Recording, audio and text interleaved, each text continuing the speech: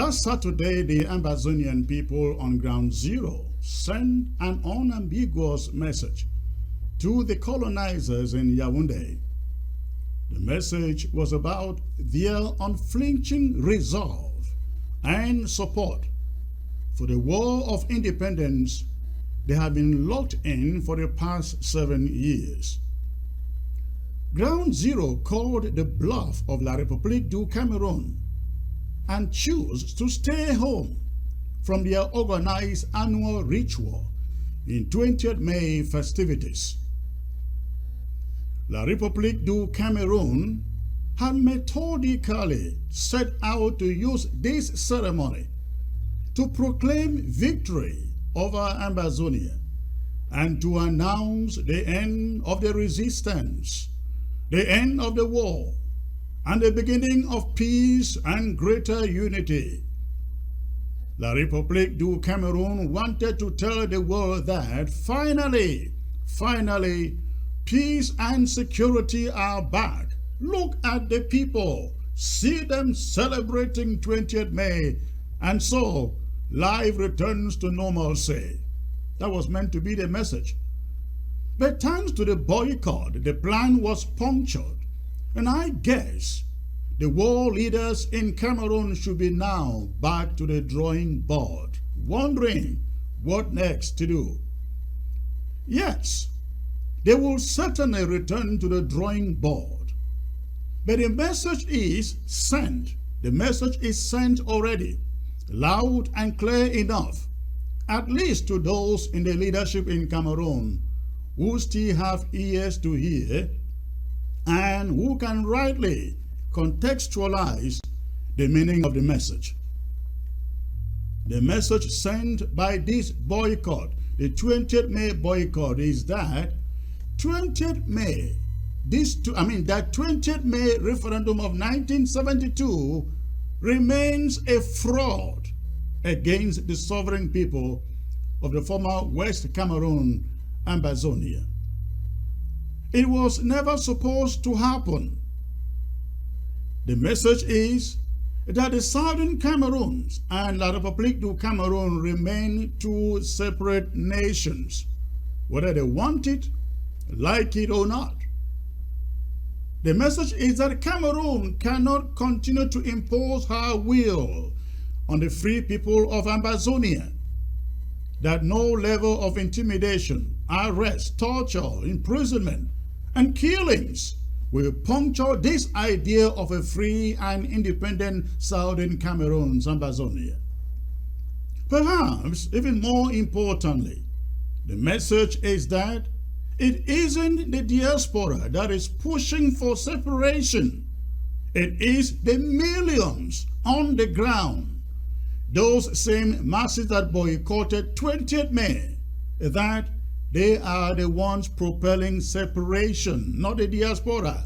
The diaspora is only being supportive. That was the message that our people sent on 20th May. Prior to the 20th May, La République du Cameroun had for months made believe they have depleted or killed almost all the ARF, that normalcy was fast returning, that only a pocket of resistance is left. As 20th May was approaching, the generals were under special instructions to cleanse the territory of all remnants of the ARF. They had conceived this 20th May to be the occasion in which they officially proclaim victory over Amazonia. The world will see, they thought, Amazonians pouring the streets to celebrate 20th May as in yesteryears. May the good Lord bless you all for denying La République du Cameroun that victory and the message. But it doesn't appear like La République du Cameroun, ladies and gentlemen, was all optimistic in our planning. They seem to have perceived some disgrace early enough. For the first time in some communities, their army forced school children and civilians arrested on the street and got them uniforms to go out to participate in the 20th May parade 3 days before the event proper. You have seen some of the images. In Tombe, for example, the 20th May parade took place 3 days before the actual date to avoid, I guess, the wrath of the Amber Boys. In Mamfe and Mbengwe, pockets of the military were hastily assembled to stage the march past one day before 20th May. If anything, Kumba didn't look like 20th May event was in town. It was grounded in its entirety. Of course, Bamenda and Boya too were grounded, even though prisoners from the GDRO centers were ferried to the Commercial Avenue ceremonial ground and Bongo Square to join the military in the parade that lacked the grace of the most needful, the civilian population. They stayed home. They locked themselves home, preferred not to go back to their vomit. Even in Francophone-infested Victoria, the only presence was that of the colonial military and a few colonial officials. The people were absent. In counties like Libialem, Boyo, and Bui, nothing, zero celebrations took place there. The warriors, the dragons, and the Bui Amber Boys took over. If any message Cameroon should be reading from your refusal to go back to sucking your own vomit, it is that the feeling of annexation, colonization, subjugation, and marginalization isn't a thing of the diaspora. You declared it explicitly that the pains of annexation, colonization, and the feeling of second-class citizenship have been yours and yours mostly. Not those living out of the country or out of Ambazonia, but those on ground zero. Will Cameroon now learn from the experts who have said repeatedly that there is no military solution to this conflict? Will they learn? Let me declare it once more to all of you warmongers in Yaoundé that Amber Boys, as you call them, are not going anywhere soon. They are not laying down their arms, and those of us who are bitter enough and feeling the pinch of your impunity and injustices are not going away, are not going anywhere either, until we have all worked and paid for the war to the expected end. We aren't near the last man standing yet. No, not yet. We're not even close. On 20th May, the AROF brought down 4 Cameroon soldiers in Tombe. The Bui warriors brought down 9 or more in Kumbo. In Boya, the colonial governor survived a blast that left many scampering for safety.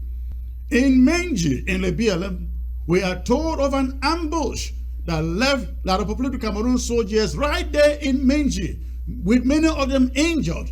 In Boyo, La Republique du Cameroon recorded casualties too. We had presence also inside Douala that took La Republique du Cameroon by surprise. The brave and courageous Amber Boys deserve our praise and our support. They made us proud.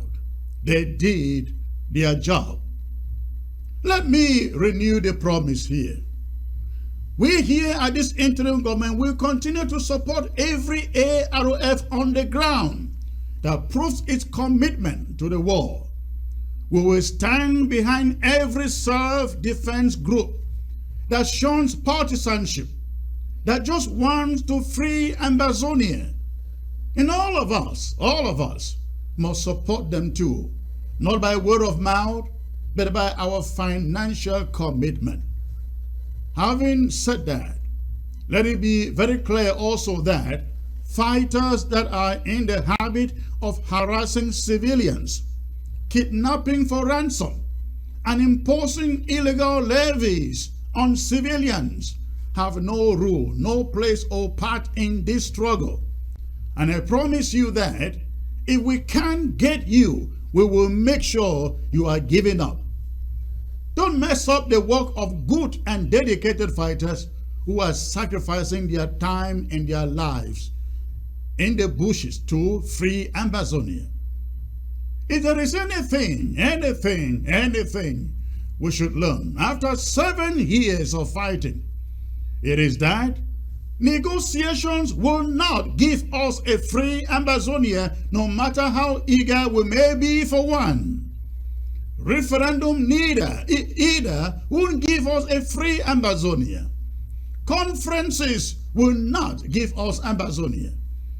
The only thing that for sure will give us a free and independent Amazonia is firepower.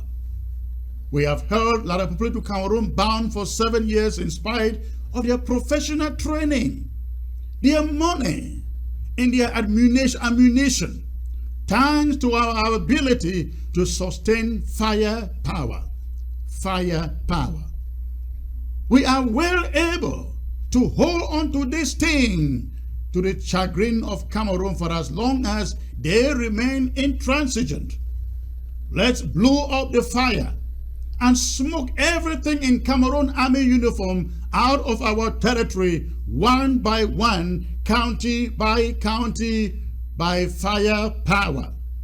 I urge every one of you to leave your comfort zone and let's all stand behind the ARF and give them the fire they need.